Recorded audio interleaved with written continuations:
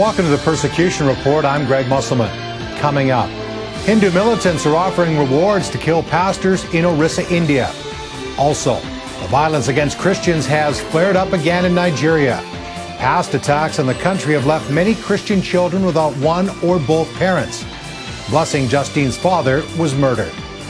He died for Christ, and he was a strong Christian who always have hands in church activities.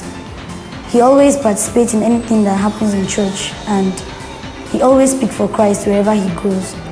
Later, the dangers facing Christian women in Pakistan.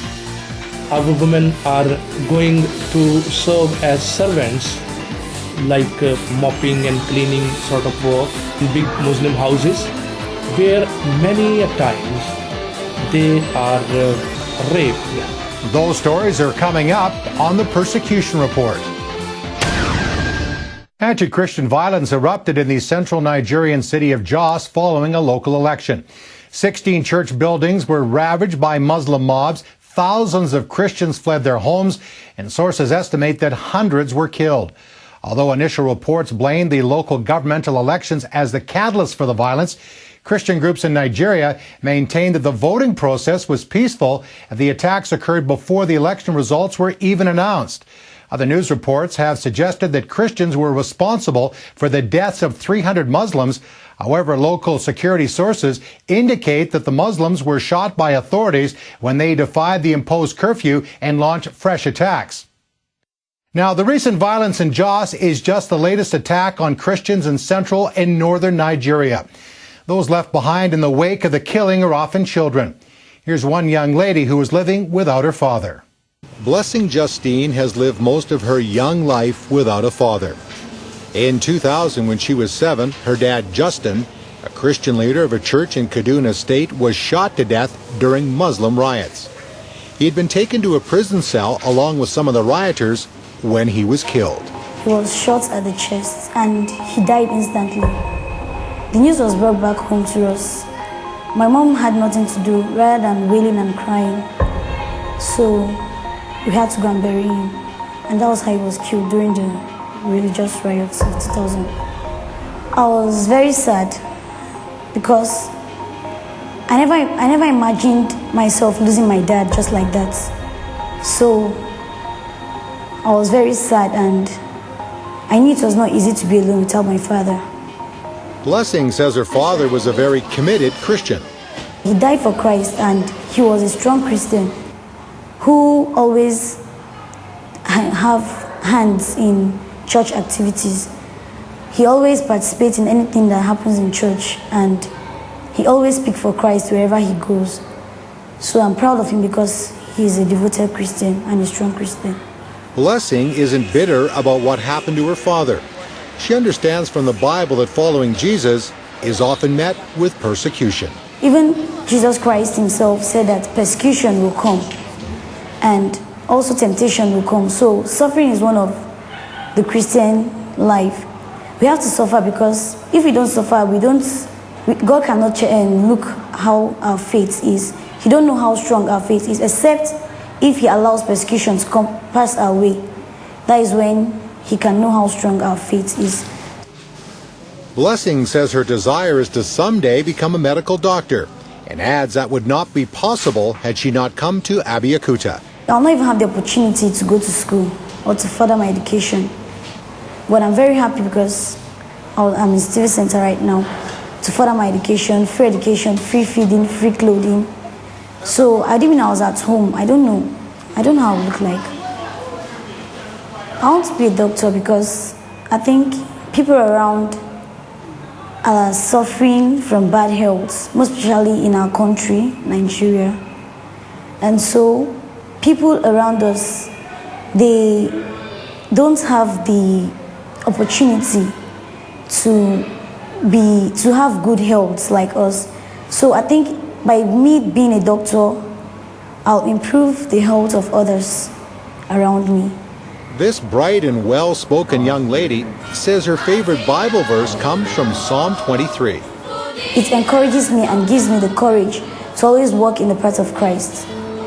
Though I walk through the valley of the shadow of death, I fear no evil, for God is with me, and his rod and his staff shall comfort me. I think if any temptation or persecution comes my way, God is always there for me to uphold me and keep me upright. So that's why I take it as my favorite Bible verse. Blessing Justine's story, along with other children who have lost one or both parents, is featured on the DVD Nigerian Voices Testimonies of the Persecuted, available from the Voice of the Martyrs Canada. You'll hear the incredible faith of these young people, along with what Canadians are doing to help, and other amazing stories of persecuted Christians in Nigeria.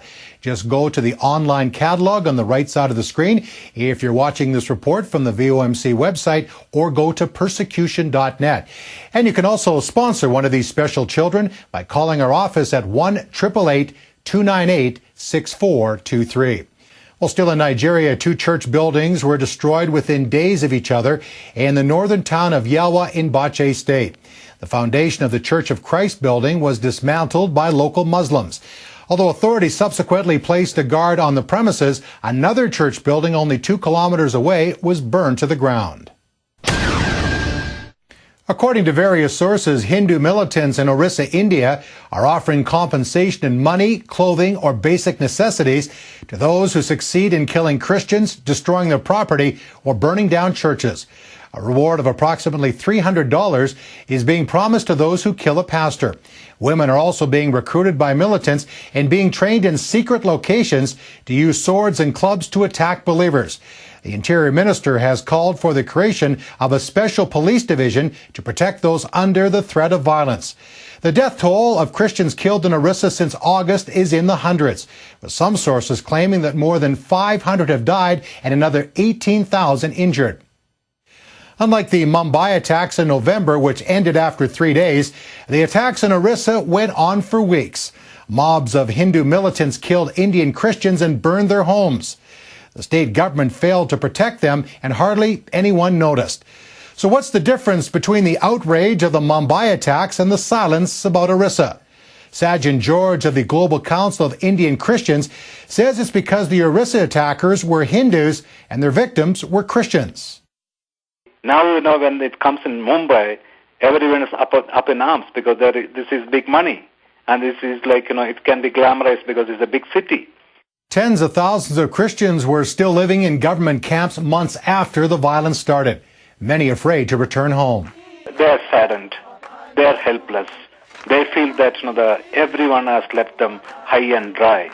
The government, the civil society, the international community, they are really, really very saddened. Please continue to pray for our brothers and sisters in Christ in Orissa who have suffered greatly in the past year. House church Christians continue to be targeted and arrested throughout China. That's according to a report from China Aid Association. More than 50 house church Christians were gathered for fellowship in Zawar Zawang City in Shandong Province when Public Security Bureau officials surrounded them and arrested approximately 20 believers.